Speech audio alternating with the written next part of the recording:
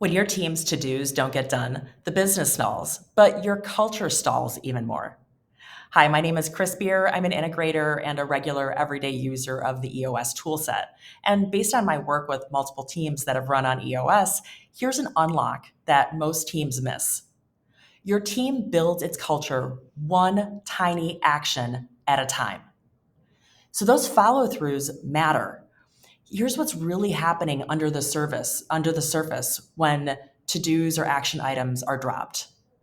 When someone on the team sees a to-do and it's not completed and nothing happens, well, the brain gets a dopamine pass. It learns I can commit publicly and there is no consequence for not delivering. And then over time, that becomes a habit loop. Okay, I'm going to make the promise. I will miss the follow through. I'm going to feel nothing, right? Because there's no accountability. Repeat. Repeat till wildly frustrated.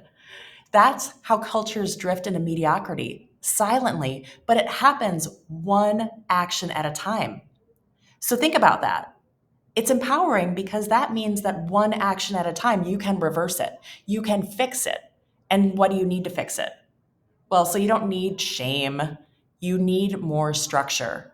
You need to make your to-dos binary. Either they are done or not done by the date. There's no gray, there's no, oh, I tried. Review them weekly, review them in public.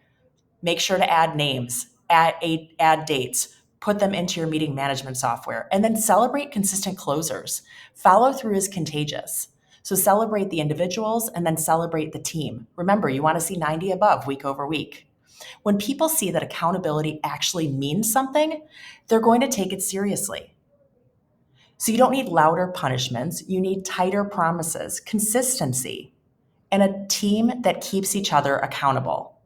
Because to-dos aren't small and to-dos are not suggestions.